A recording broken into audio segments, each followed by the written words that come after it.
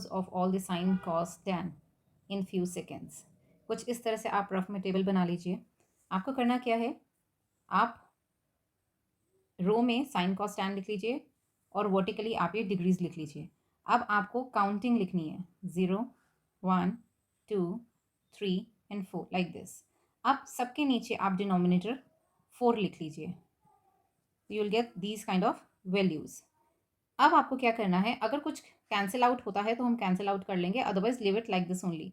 जैसे it will become 1/2 and this will become 1. अब आपको क्या करना है, will take square root of all the values, square root of this. Now we know that 0/4 is 0 and 0 का root will be 0 only. Now root of 1/4, तो 1 का root 1 and 4 का root 2. Now root of 1/2, तो root of 1 का root 1 and 2 का root 2. ऐसे ही 3/4 का root, तो इट विल बिकम √3 और 4 का रूट विल बी 2 एंड 1 का रूट विल गिव यू 1. तो ये जो आप वैल्यूज देख रहे हैं, दिस इज ये value sine 0 degree, this is sine 30 degree, this is sine 45 degree, this is sine 60 degree and this is sine 90 degree.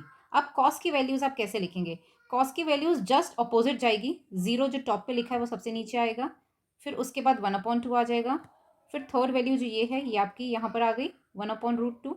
ये वाली वैल्यू √3/2 ऊपर चली गई, और जो लास्ट में वैल्यू है वो बिल्कुल जो असेंडिंग ऑर्डर है वो रिवर्स हो जाएगा डिसेंडिंग ऑर्डर. तो आप अगर रफ में जब भी आप क्वेश्चन सॉल्व करें, make this table in rough. It will take once you start practicing on this table, it will take hardly few seconds of yours to complete this table.